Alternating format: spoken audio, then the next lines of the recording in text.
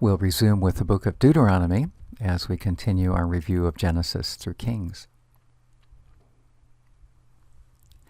Concerning individual implications, it seems to me best to simply look at the corporate implications and realize these affect individuals as well. As you know, we have in Deuteronomy Moses coming to the close of his life, wanting to clarify for the people, to remind them how important it is to follow God and how that following should be carried out. Part of that pathos-filled reminiscence, reminding, Moses executes by asking them to look back and remember how it is that God had brought you, how far he brought them, and how faithfully he provided for them so long as they looked to him for their provision and protection. That being the case, he reasons with them, what sense does it make to worship anyone else? He's the only God, and he's the God who cares for you. So he is the only one worthy of worship. Consequently, then, all your love, totally your devotion, should be directed to God. It should be a devotion characterized by love, not just by abject obedience. Now, this next one is more corporate than individual. And it's an encouragement that a commitment to God, a renewed commitment to God, a recommitment, is a good thing to do as a group. In our society, Western individualism is so large and so native to our way of thinking that all we do is press for individual decisions to follow Christ. But here we see God looking to a people group and saying, if you are intent on following God, say so as a group. Other cultures would find this very natural, and it's something that we as Westerners do well to learn from them. And then we find that Deuteronomy is interested in ensuring that the next generation, the younger ones, will be trained up to know God. It does not assume this will happen by osmosis. It realizes that there is a distinct responsibility for one generation to talk with, as well as modeling behavior, to talk with the next generation and tell them what God is like, what God has done for them, and encourage them to follow suit in following God. Another implication of Deuteronomy is that when an individual or group moves into a region or a period of life when things seem to be going their way, they're in a new period of prosperity, they should be on guard, because that prosperity can be a pernicious, seductive influence to lure them into thinking they've done this themselves, and consequently, what need have they of God? Are there global implications, that is, implications for people outside of Israel? Some beautiful ones come to mind. Perhaps you can think of others. If someone approaches this book describing how God seeks to interact with his own people and says, but I'm not part of God's people, what's this have to do with me? They will encounter here that fundamental trait of God that we saw at the get-go, and that is that God is generous. And so he instructs his people to be generous to the foreigner who shows up on their doorstep, who shows up wanting to live in their land. Some of the times that God encouraged this on his people is he says, don't you remember, you were foreigners too. You know what it's like to be an outsider. And so treat the outsiders with that same kindness that you needed back then. Other people who are at a disadvantage and vulnerable, the widows and the fatherless, orphans. These are not necessarily outsiders, foreigners, globally different, but they are part of that same group with the foreigners, for whom God urges on his people an attitude like his of generosity. All right, so there's a cluster of implications, and keep in mind these implication screens are designed to make it easy for us to devise applications. What then are some ways that we can package parts of Deuteronomy so that it will be comprehensible and in a form that can be transmitted to others? Book snapshots consider characters. God looms large as a major character in this book, doesn't he? So What is the character of God that Moses wants to remind the people of? He's the God alone worthy of worship. He's the God who's taken care of you. He's the God that you don't want to lose sight of when things get rosy and a little easier. Events, well, the book of Deuteronomy, frankly, is itself one event. It is an aging ruler on the threshold of a new land, stopping to remind the people. So it's like a long sermon, isn't it? Now, within that sermon, it contains some events, recollections, rehearsals of God's past and powerful faithfulness. And you can rest on those, bring them out, develop them, and share them with the group that you're leading. All these should lead to application, such as seen in the Implication page. How is God portrayed in the book of Deuteronomy? He alone is deity. He is God alone. There is no rival. And his nature is such that it is not material. It's not made of things that you can weigh or chip into shapes. He made that very clear when Moses said, look, if there was any time we would have seen a shape of God, it would have been at Mount Sinai, right? That was the theophany to end all theophanies, the self-disclosure of God. And he says, do you remember seeing anybody there? No, we didn't. We didn't see anyone. But we knew he was there. So that shows you that we should never think to diminish him by using matter in order to represent him. God is also lawgiver. And these laws, we want to keep in mind, these laws are for the purpose of relationship. Think of the laws that are in society today. You've got speeding laws. You've got laws against libel. You've got laws that say you can't yell fire in a theater. Well, why do we bother with laws? So that we can share the same space without hurting each other on the highway, or in the use of free speech, or visiting a theater, some public assembly point. Laws are for the purpose of ensuring that we can be in relationship. It's the same with the laws that God gave us. And those laws have consequences, blessings and cursings. How else is God portrayed? God is portrayed as provider. He's the God who cared for the people. And again, it's the recollection of God's gracious provision, powerful provision, that is preserved in Deuteronomy. Key passages. It's a powerful book, as you will have experienced by hopefully a single sitting reading. It has a cumulative effect on you, like a very powerful sermon. Having said that, there are some key passages. We have the Decalogue, the Ten Commandments, preserved in Deuteronomy 5. Yes, we've already seen them in Exodus 20, so reiterated because of their importance. We have the Shema, which means hear, O Israel, God is one, the Lord is one. And as such, then, he deserves our devotion without it being spread around to some other deities or to ourselves. These are ways in which the book of Deuteronomy can be shared with other people. How about the book of Joshua?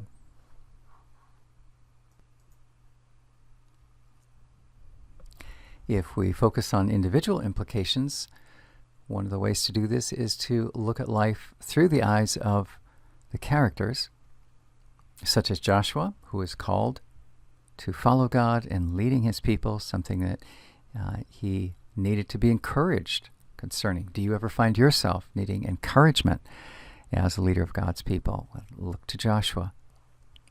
Be anchored in God's word. This word was to remain in and with Joshua, and that was to be his anchor point. How about for a group? What group lessons can be drawn from from Joshua? I'm reading the next line, aren't I? Numbers. It reminds us of the lessons from the book of Numbers. It's important that God's leaders appointed over people would be affirmed by them. That was needed for Joshua as he replaced Moses. And it's important that God's people would follow him and his leader with robust faith. Joshua had to push them out, didn't he, at times? How about for those who are not yet part of God's people? A major message coming from the book of Joshua is what happens to a culture that decides over a long period of time, we're talking centuries, over a long period of time to offend God and live life in ways they know life should not be lived. Eventually, that will prove unsustainable. It just does not work out. And here, God had a timeline where he needed a place at this time for his people, and so he did use them as agents to bring to an end the culture that was there in Canaan. That was a unique situation. Should not be used as a model for others, but it does indicate and underline an overall principle that a culture which over a long period of time resolutely opposes God will not prove sustainable.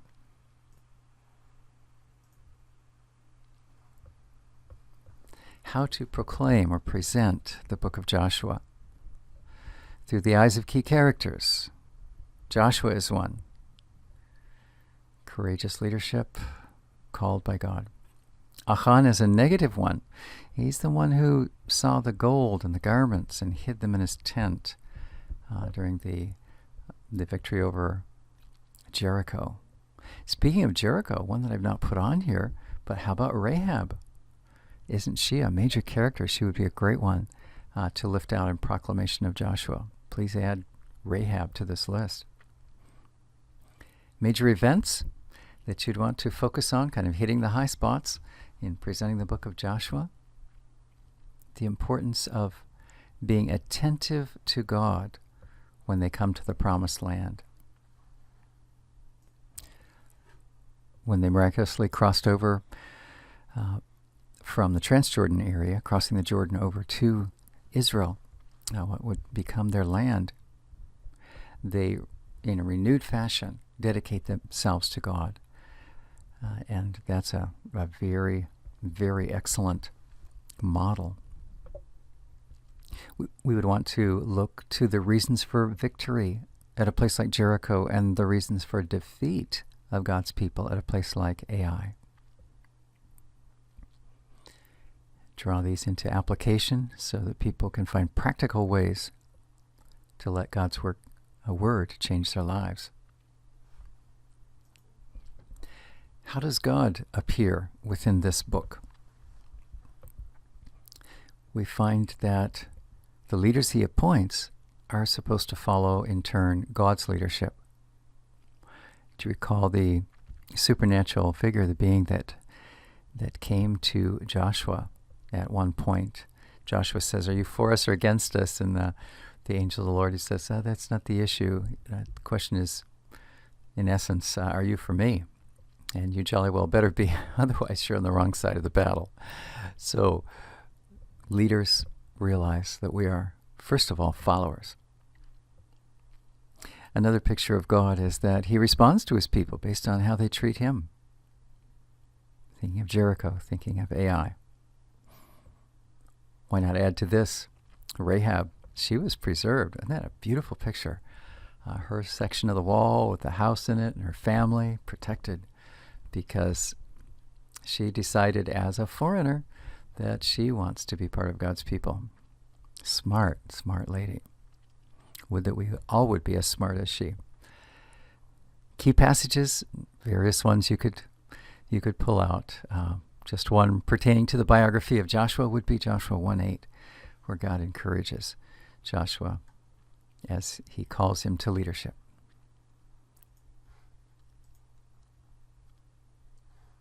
And now we come to the book of Judges. Judges winds up being a very sad book, doesn't it?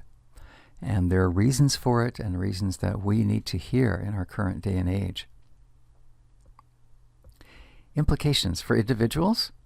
Well, we see a series of leaders, don't we, in the book of Judges, and we know that God is calling these leaders. We know that his people, under duress, have cried out to God, and God responds by raising up a leader. So you may be the answer to someone's prayer if God has called you into leadership. The important thing, though, is now that you're there, with a distinct sense that God has called you, take care to be fully devoted to him. Not all of God's leaders in the book of Judges, were fully devoted to him. Think of Samson. What message does the book of Judges have for a group of people desiring to follow God? Well, there are various messages.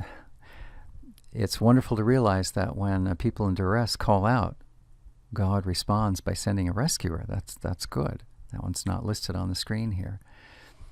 But perhaps a larger concern is that as the leader passes from the scene and the people's devotional allegiance is not really anchored enduringly on God, but just fades when the leader fades or dies, and they drift away from God, then this brings great distress on the people. What is at heart here is that the people are rejecting and not holding steadfast to the rule of God. They should be enthroning him as king throughout this time.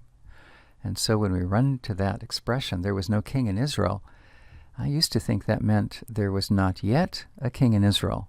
I think it's theologically more accurate to say the people should have recognized that God was their king, and yet they did not accept him as king. In fact, when God will speak with Samuel about establishing the first king, doesn't he say, they have rejected me as king? So positively, if we were to turn Judges around, turn it on its head and make it positive, it would be embrace the monarchy of God in our corporate lives, or face the consequences. And unfortunately, nations such as ours today are facing those consequences. Global implications. Well, any nation that determines itself to be sovereign, I'm not just talking about general sovereignty of nations, one nation against the next, but before God, if we proclaim ourselves as sovereign and reject the rule of God, that is just flat out self-destructive. Look, it happened to the Canaanites before Israel, and now it'll happen to Israel. And God made it very clear when he said to the Israelites, now you can have this piece of real estate. I'm letting you be the new renters. The lease is now in your name. He says, but look, you jolly well better behave better than the previous renters did, or what happens to them, what you're doing to them is going to happen to you. God does not play favorites. And now let's look at the book of Judges through the lens of how this can be shared with other people. Major characters, each of the judges might warrant some attention, but some more than others. Deborah, with her courageous action as one of the judges, a female judge, and her enlisting the help of a male military leader and saying, God wants to bring Israel deliverance through you. Gideon, at first threshing out grain in a hidden place, naturally responding with fear because of the oppression of neighboring nations, God raising him up to be a victorious and courageous warrior, although he is timid about this prospect. It doesn't end well, and unfortunately that's like Israel itself. That is to say, the sons after him, things do not transition well at the end of his life. Samson, a highly problematic figure with great potential and power, and yet conflicted and confused in many regards. So in some ways he is representative of the nation itself. Major events that happen within this book, the defeat of Sisera, Yael is a key figure there, a woman who has victory over the enemy general, just as Deborah had prophesied. And then the horrific rape and murder of the concubine of the Levite at the close of the book, and the ensuing civil war as the nation just implodes because of their insistence to have no king over them. And again, I am theologizing that one. It's not the lack of a human king. I believe the writer is saying they reject the notion of God as their permanent and durable king. How does God appear? In this book, he does respond to the call of his people and raise up leaders to bring them deliverance. But the people on their part, they've got to be have a durable devotion to God, and that's lacking. Key passage, we find more than once a passage that states, in those days Israel had no king. Everyone did what he saw fit. Judges 21:35 is one of those places. No king. And yet, if only they would have embraced the monarchy of God, things would have been different. We'll pause the video at this point and pick up with 1 and 2 Samuel in the next portion.